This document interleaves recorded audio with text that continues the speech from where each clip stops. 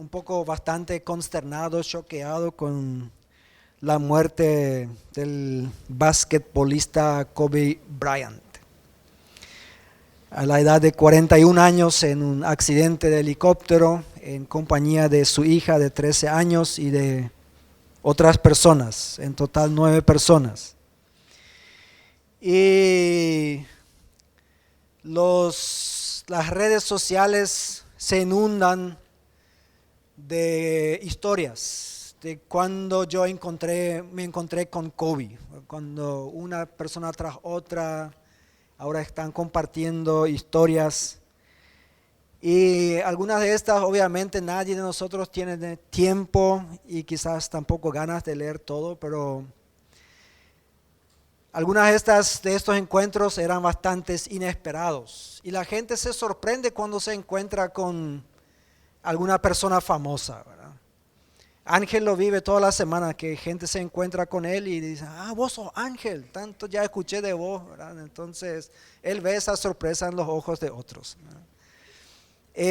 A veces aquellos que tenemos el privilegio de viajar en los aeropuertos nos encontramos con alguien, decimos, esta cara me parece conocida, y ya vemos que hay una cámara de televisión y alguien le pone micrófono, y a veces se reconoce inmediatamente a la persona y a veces uno tiene que googlear un poco, ¿verdad? ¿Quién era el fulano? Pero obviamente famoso. Bueno, hoy quiero hablar de un encuentro inesperado de otra índole. Y quiero hablar de Jacob. Y algunos dicen, no, pero este predicó el año pasado, ya predicó sobre Isaac y que está ciego y cosas así.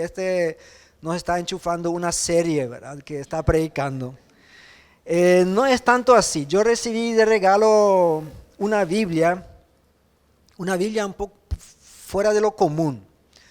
Una Biblia sin capítulos y sin versículos, así como fue antes. Y eso empecé a leer este año y es interesante. O sea, obviamente aquellos que ya hemos leído alguna vez la Biblia, cuando nos tropezamos con cierta historia, automáticamente pensamos, bueno, esto es Génesis tanto, ¿verdad? O esto es Éxodo tanto. Pero uno parece que es como un libro de historias cuando no están todos los capítulos con sus títulos y los versículos que interrumpen todo eso. Entonces, quiero hablar hoy un poco sobre este encuentro inesperado que tuvo Jacob, y para eso tenemos que empezar con el pasado de Jacob. Antes de tener ese encuentro que nosotros tenemos en Génesis 28, para aquellos que ya quieren empezar a buscar en sus Biblias o en sus celulares, la vida de Jacob estaba marcada por una cantidad de cosas que de repente nosotros diríamos que no eran tan cristianos, aunque en aquella época no se hablaba de Cristo, de cristiano, porque faltaban algunos siglos para que venga Cristo. En primer lugar, estaba marcado por una constelación familiar no sana. En el capítulo 25 de Génesis, versículo 28, dice, Isaac quería más a Esaú porque le gustaba comer de lo que él cazaba, pero Rebeca quería más a Jacob. Obviamente hoy en día en todos los cursos sobre ser padres y se aprende de que eso no debe ser así. Y todos los que somos padres afirmamos y recontra afirmamos de que le amamos a todos nuestros hijos de la misma manera. Que todos saben que es mentira. O sea, de repente sí le amamos con la misma intensidad, pero los hijos lo perciben todos de manera diferente. Y el tema es que hay cosas que cambian. Cuando, especialmente aquellos que tienen sus hijos esparcidos por 10, 15 años, normalmente cuando crece el último, la situación económica, en el mejor de los casos, ha mejorado y el último hijo ya recibe cosas que el primero no recibió. Y obviamente el primero me dice, no, pero a mí la mesada que me dejaban era pobre y él, mira, todas esas cosas. Al mismo tiempo, muchas veces el último se queja de que tiene que usar toda la ropa del primero todavía que pasó ya por 3 o 4 otros. perdón. Sí. Entonces, cada hijo lo percibe de una manera diferente. Pero acá el texto mismo dice que, bueno, había una pareja gemelos, nacieron el mismo día, la misma hora, pero el padre favoreció a uno porque le gustaba lo que él hacía y la madre le favoreció al otro. Esta no es una constelación familiar sana, eso trae problemas sí o sí a corto o largo plazo y nosotros sabemos los problemas que le trajo a Jacob y bueno, a toda la familia. El pasado de Jacob también estaba marcado por deseos, por artimañas y por mentiras. Por lo visto, Jacob le había echado ojo hace rato a la primogenitura. Y nosotros hoy en día, ¿qué tanto? ¿Verdad? O sea, el hijo mayor tiene más responsabilidades, pero si tu hermano mayor nació 3 minutos antes que vos, ¿verdad? O sea, ¿qué gran diferencia hace? Pero en aquella época tenía que ver con la herencia y tenía que ver con la bendición y tenía que ver con ciertas cosas. Pero nosotros sabemos de que Jacob le estaba mirando a eso porque en la primera oportunidad, bueno, por lo menos la primera que vemos en la Biblia, donde Esaú le pide algo, él le dice, te voy a dar, pero a cambio de algo. Y él no hace un trueque diciéndole, bueno, dame vos de tu venado que cazaste y yo te doy acá del guiso. No, él le dice, dame la primogenitura y acá vas a tener el guiso. Y bueno, el otro también, ni corto ni perezoso, dice, bueno, ¿de qué me sirve si me muero de hambre la primogenitura?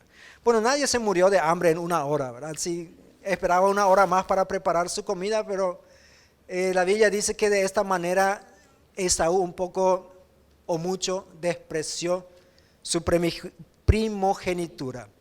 Ahora, probablemente los padres no sabían de que había un arreglo previo, ¿verdad? De que ellos ya hubo una venta de la primogenitura, porque en cierto momento cuando Isaac quería bendecir y entregar la primogenitura a Esaú, entonces la mamá pensó que tuvo que intervenir. Con su permiso, cuando el pastor Walter puede tomar agua, yo también puedo, ¿verdad? Así que muchas gracias.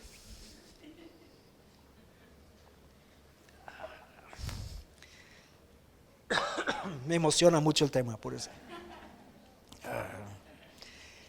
Ahora tenemos que imaginarnos, este Jacob, con la ayuda de su mamá, no solamente se disfraza y le engaña de esta manera sensorialmente a su papá, sino en 2 ocasiones donde le pregunta directamente si él es Esaú, él le dice que sí. O sea, le miente directamente. Y no vemos que mucho le trabajó la conciencia en cuanto a eso.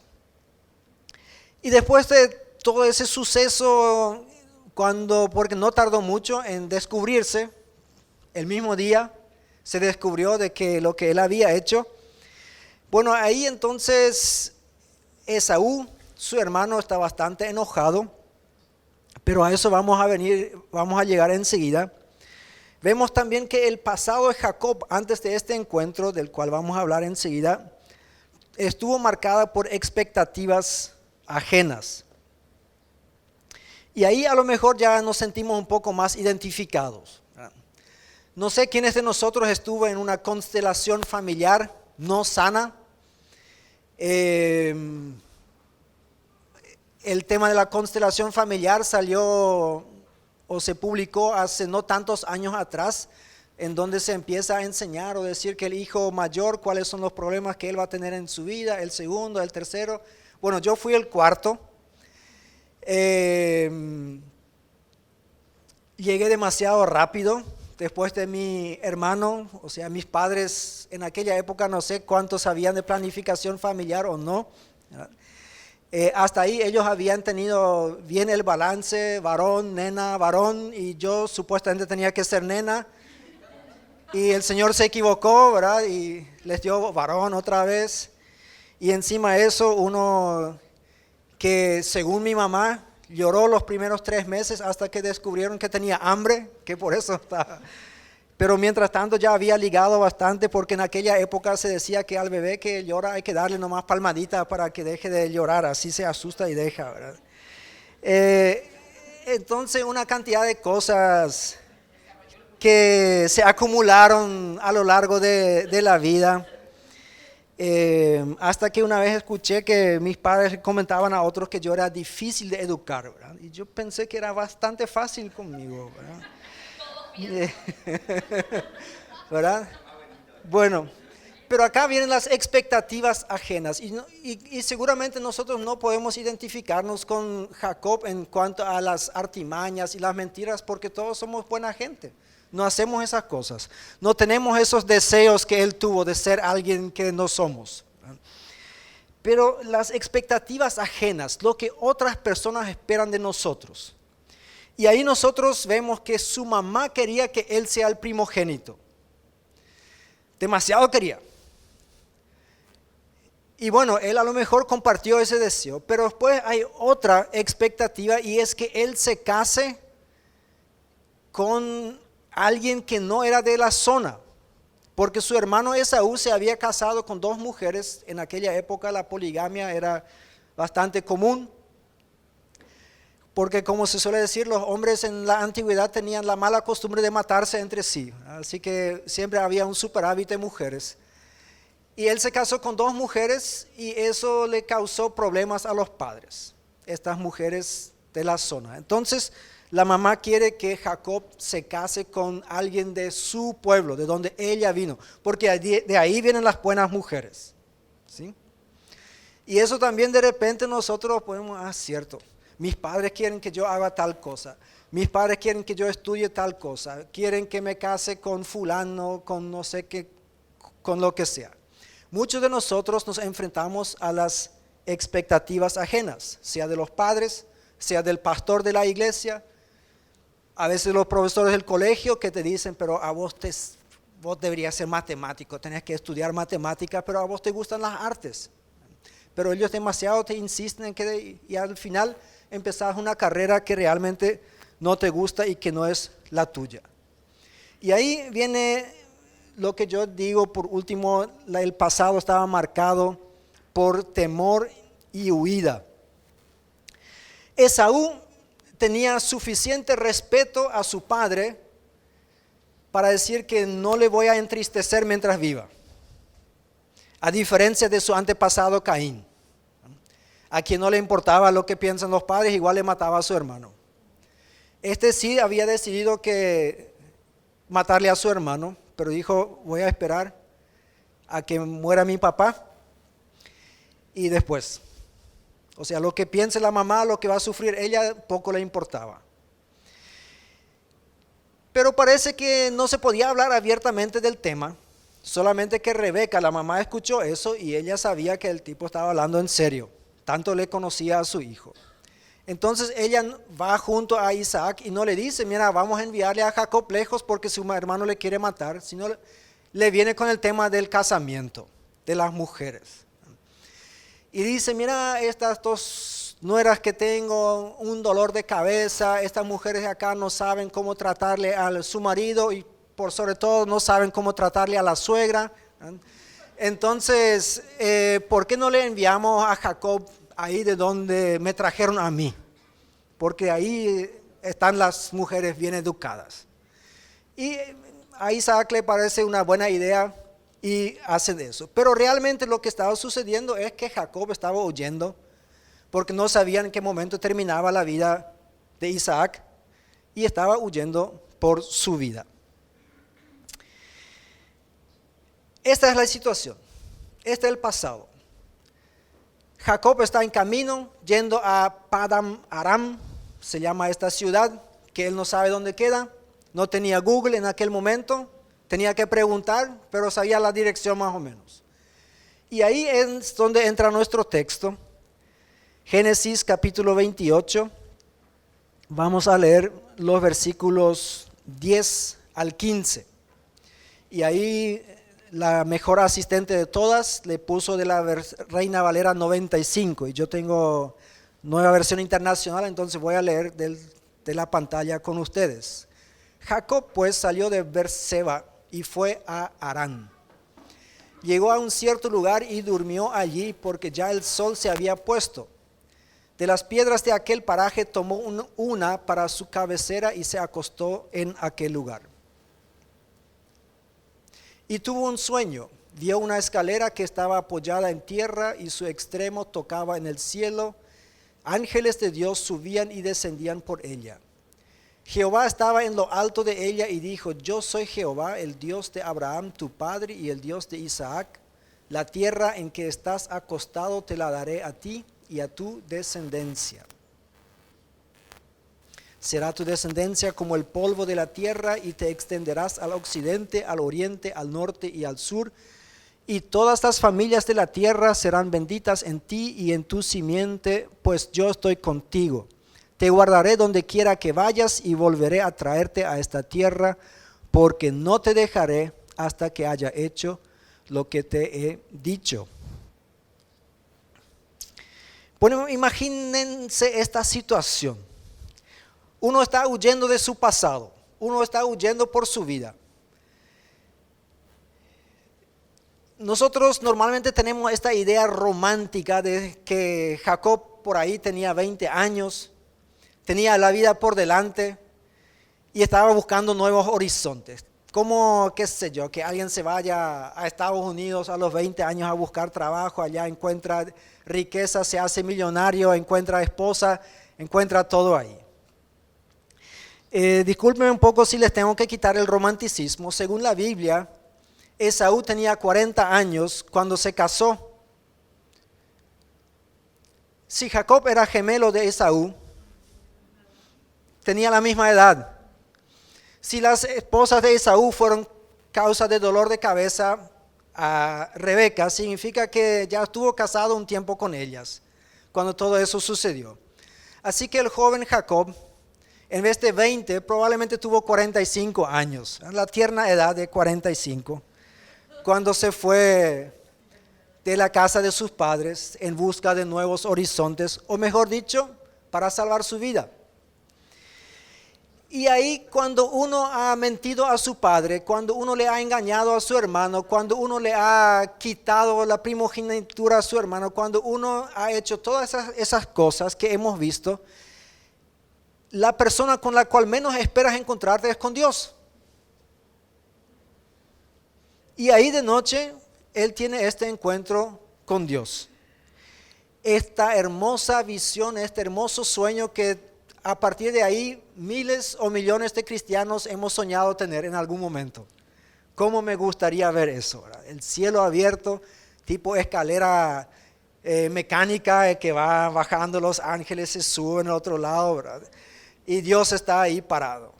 Bueno, acá interesantemente, pocas veces en Génesis se usa el nombre propio de Dios, que es Jehová o Yahvé, depende cómo ustedes, porque en hebreo solamente aparecen 4 consonantes ahí, la Y, la H, la B, o la B corta y la H. Y la gente cuando llegaba a esos 4 consonantes solía decir Adonai, el Señor, porque no querían usar en vano el nombre de Dios, porque esto era el nombre, y en la mayoría de las Biblias estará traducido como el Señor.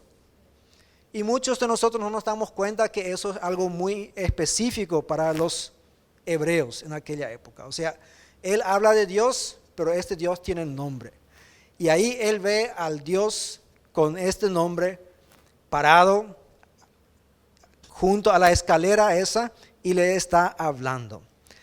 Entonces, al mismo tiempo tenemos que explicar un poco cómo era el concepto que la gente tenía de Dios. En aquella época se creía que los dioses eran locales. O sea que cada país tenía un dios. Y eso nosotros vemos por muchos años después. Cuando David está batallando con los filisteos entienden así, que ellos tienen un dios y nosotros tenemos un dios. Y el dios de nosotros nos ayuda acá y el dios de ellos allá. Incluso en una batalla se dice, no, el Dios de ellos es un Dios de las montañas, ¿sí? Que tiene poder sobre las montañas, pero de alguna manera tenemos que atraerles al valle y ahí le vamos a vencer, porque nuestro Dios es un Dios del valle. Y bueno, acá Dios se revela como aquel que no está confinado a un lugar, sino Él le acompaña a Jacob y le dice, mira, no solamente estuve ahí, soy el Dios de tus padres, o nosotros diríamos de tu abuelo Abraham, de tu padre Isaac, y estoy contigo aquí y ahora. Y el tema también, lo que a mí me sorprende es el de merecer este encuentro. Nosotros cuando leemos la Biblia decimos, sí, Abraham mereció tener encuentro con Dios, porque era un hombre de fe, era un hombre íntegro. Bueno, 2 veces en su vida una mentira piadosa para que no le maten, pero aparte de eso, era un hombre íntegro. Isaac, de él no saben muchas cosas, parece que fue un hombre pacífico y pasivo, bueno, con él también. Pero un tipo que hizo la mentira como su hobby preferido, no merece encontrarse con Dios. Y sin embargo, ahí es donde Dios aparece y le habla. Y le hace una promesa. Una promesa que yo creo que que Jacob no esperaba y mucho menos merecía. Le promete descendencia y le hace básicamente la misma promesa que Dios le había dado a Abraham. Dice, toda esa tierra y tu descendencia nadie va a poder contar. Y ahí le dice, esta tierra, ¿en donde estás acostado ahora? O sea, no solamente la tierra de donde venía, que ya le había prometido a Abraham y a Isaac, sino esta también, donde estás ahora. Y le repite la bendición que ya le había dado a su abuelo, a Abraham, que dice, serás bendito y serás bendición para todas las otras familias de la tierra. O sea, imagínense, cuando ustedes han hecho todo mal, cuando cuando nosotros hemos pateado nuestra propia olla, cuando nosotros nos equivocamos en todo lo que pudimos equivocarnos, y ahí aparece Dios y dice, te voy a bendecir, estoy contigo. A pesar de que hemos enfatizado la gracia toda nuestra vida, muchos de nosotros seguimos creyendo un poco en la meritocracia. O sea, de que de alguna manera tenemos que merecer que Dios se nos manifiesta, que Dios venga al encuentro con nosotros. Y ahí no solamente le da una promesa inesperada, sino también una seguridad no esperada. Y esta seguridad se manifiesta en estas palabras. Yo estoy contigo. Te protegeré por donde quiera que vayas. Te traeré de vuelta a esta tierra. No te abandonaré hasta cumplir con todo lo que te he prometido. 4 cosas bien puntuales. Le da esta seguridad. Ahora, no le promete una vida fácil. No le promete una vida sin problemas. Y nosotros vemos de que Jacob recibió, pero con intereses, todo lo que él le había pagado a otros. ¿Sí? Todo el engaño que él le dio en su vida, él después tuvo que comerse de parte de su suegro, de parte de una de sus esposas, de parte de sus propios hijos, y toda su vida siguió siendo engañado por otras personas.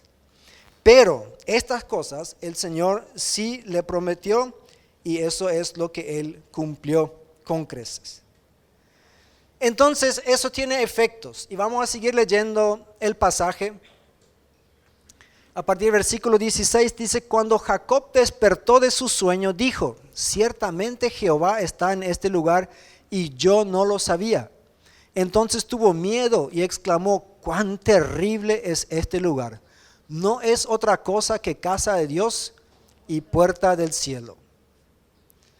Se levantó Jacob de mañana y tomando la piedra que había puesto de cabecera, la alzó por señal y derramó aceite encima de ella, y a aquel lugar le puso por nombre Betel, aunque Luz era el nombre anterior de la ciudad. Betel, dicho sea paso, en hebreo significa casa de Dios. Bet es casa, él es el nombre, es Dios, ¿sí? Betel, de ahí viene esta palabra.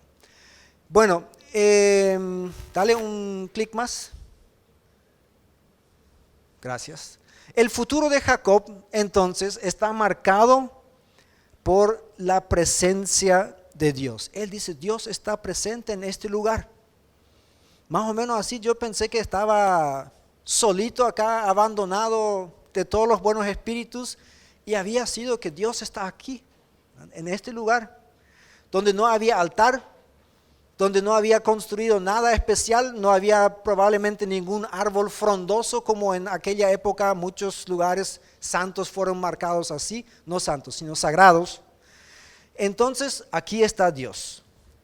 Y el futuro de Dios, el futuro de Jacob, vemos que a partir de ahí está marcado por el temor de Dios. O sea, parece que Jacob antes de eso no tuvo una relación directa con Dios. Nunca Dios le habló, ni él le habló a Dios, por lo menos no está evidenciado en la palabra de Dios. Eso es la primera vez que Dios se le revela a él de una manera directa. No es de extrañarnos mucho porque normalmente en la antigüedad el padre de la familia era el sacerdote también. Entonces Dios hablaba a través de Isaac, le hablaba a los hijos. Pero ahora Jacob está solo.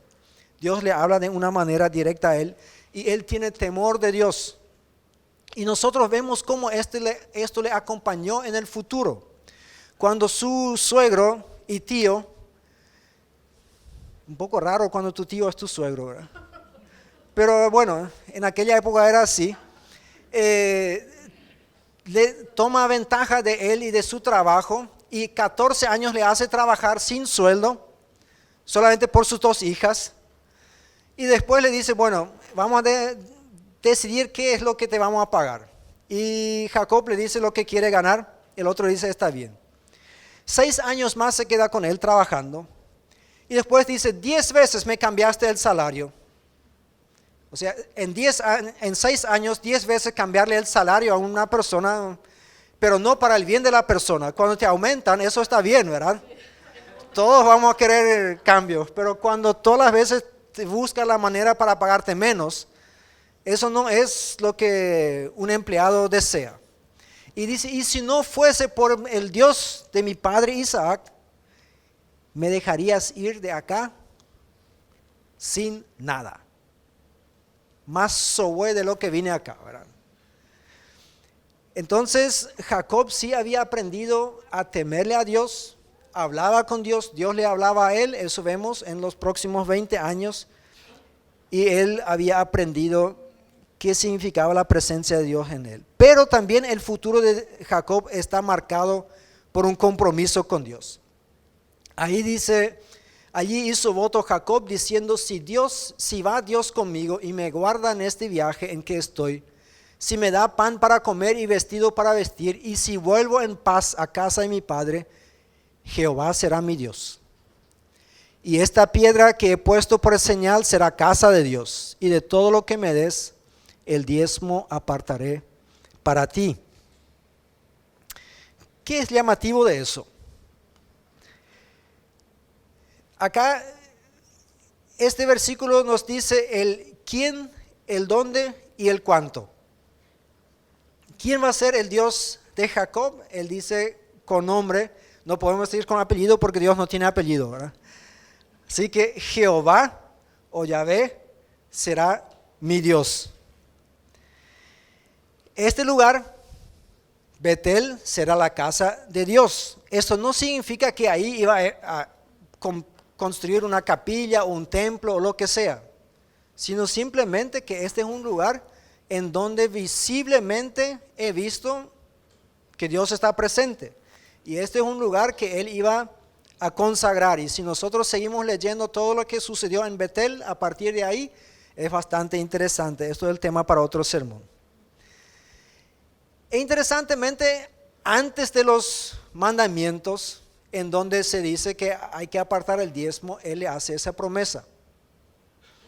Y de todo lo que me das, el diezmo apartaré. Ahora, no sé quién se preguntó de ustedes, ¿a quién le entregó el diezmo? No había iglesia, no había pastor Bobadilla a quien uno le puede entregar el diezmo, ¿verdad? ¿A vos también? Bueno, hay algunos que son receptores o están dispuestos, ¿verdad?, a recibir por lo menos. Bueno, está bien, estamos bien hoy en día, ¿verdad? Jacob no tenía toda esa posibilidad. Llamativo es que cuando él alza esta piedra, que nosotros decimos, bueno, probablemente no fue muy grande la piedra porque la usó de almohada, ¿verdad? O sea, no es que estaba durmiendo parado la noche. Entonces, una piedrita por ahí la alzó y derramó aceite sobre ella. El aceite que él llevaba para fritar su milanesa o cocinar alguito, o sea, no tenía mucho, pero algo llevaba él para sus propias necesidades. Él no llevó aceite para sacrificar a Dios, porque él no sabía que se iba a encontrar con Dios en el camino. Pero eso poco que él tenía, él estuvo dispuesto a derramar ahí, decir, esto es el lugar de Dios. Y ahí hace una promesa y de repente nosotros nos decimos, pero bastante condicionado era, ¿verdad? Porque él le dice, si Dios realmente cumple su parte, lo que me prometió, entonces yo voy a hacer eso. Pero a lo que yo voy es que cuando Dios interviene en nuestra vida, cuando tenemos un encuentro con Dios, esto afecta nuestro futuro. Y si no afecta nuestro futuro, ¿para qué Dios se va a encontrar con nosotros? Ahora, ¿cómo aplicamos esta historia a nuestras vidas? No sé quiénes de nosotros estamos huyendo de nuestro pasado. Yo sé que algunos están felices de que el año 2019 terminó. Una persona conocida puso en su Facebook el 31, adiós 2019, no te voy a extrañar. ¿Sí? No sé todas las cosas que sucedieron, ¿verdad? Algunos se recordarán bien del 2019, ¿verdad? Damaris se casó ahí, entonces ella obviamente no se puede olvidar del 2019, ¿verdad? Pero hay personas que tratan de huir de su pasado, quieren alejarse lo más que pueden de su pasado. Y espero que no traten de huir de Dios también, porque hay personas que hasta de eso quieren huir. Lo que tenemos que saber es que no importa lo que hicimos en el 2019, Dios igual quiere encontrarse con nosotros. Entre nosotros hay muchas personas que hicieron muchas cosas buenas en el 2019 y que merecen que Dios se les revele. Bueno, ¿sí? Pero de repente si nosotros decimos, bueno, en el 2019 yo traté de encontrar o de solamente alcanzar mis propios objetivos, no he buscado la gloria de Dios, no he buscado lo que Dios quiso hacer, entonces igual Dios quiere encontrarse con nosotros en este año. Y el encuentro con Dios nunca es merecido. El encuentro con Dios siempre es un acto de gracia de parte de Él. Y nosotros, cuando nos encontramos con Dios, creo que, o estoy convencido de que eso de alguna manera tiene que impactar nuestro futuro.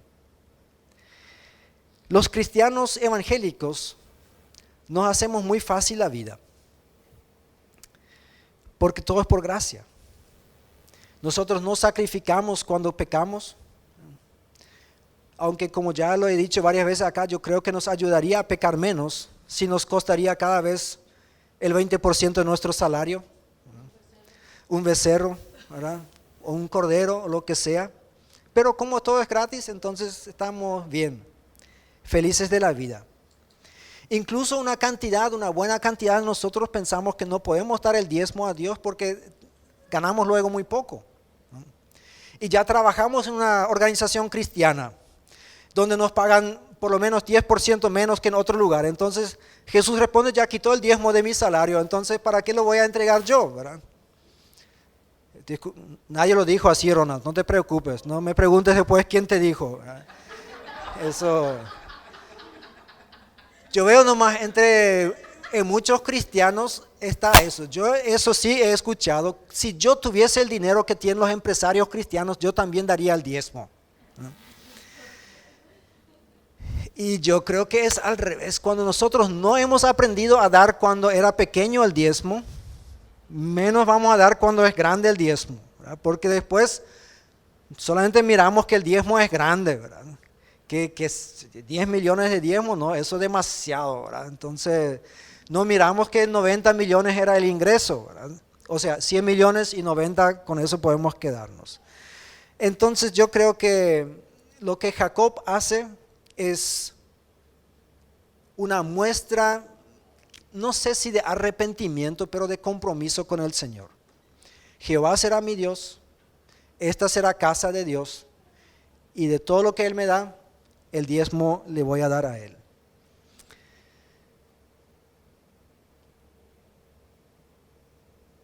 Espero que nadie de nosotros esté huyendo de un pasado que prefiere olvidar. Espero que todos estemos en paz con nuestro pasado. Lo que sí estoy seguro que Dios quiere encontrarse con cada uno de nosotros y que Dios no ha terminado con nosotros, aunque estemos huyendo. Y mi deseo es que este año nos traiga encuentros con Dios que marquen profundamente nuestras vidas y nuestro futuro. Cuando veo este pasaje digo, el pasado de Jacob, el presente de Dios y el futuro de Jacob otra vez. Y cuando yo miro mi vida digo, el pasado de Martín, ahí entra en la presencia de Dios, el presente de Dios y el futuro de Martín también. Oremos. Nuestro Dios, tú nos sorprendes una vez más. Así como le has sorprendido a Jacob, un hombre que no merecía una visita tuya, así nos has sorprendido a nosotros varias veces. Te has aparecido en nuestras vidas, te has revelado a nosotros, te has manifestado en nuestras vidas cuando menos lo merecíamos y cuando menos lo esperábamos. Y te damos gracias por estos encuentros que han marcado nuestras vidas y te pido, Señor, que estos encuentros sigan produciéndose. Y si hay alguien aquí, Señor, que todavía no tuvo un encuentro así palpable contigo, yo te pido que tú se lo regales en este año, Señor, porque todos los que lo hemos tenido sabemos cómo motiva, cómo nos alienta a caminar contigo. Y Señor, haz que también como hijos tuyos tomemos en serio el compromiso que hemos hecho contigo y que seamos fieles a eso. Gracias, Señor, por tu presencia en medio de nosotros, en el nombre de Jesús. Amén.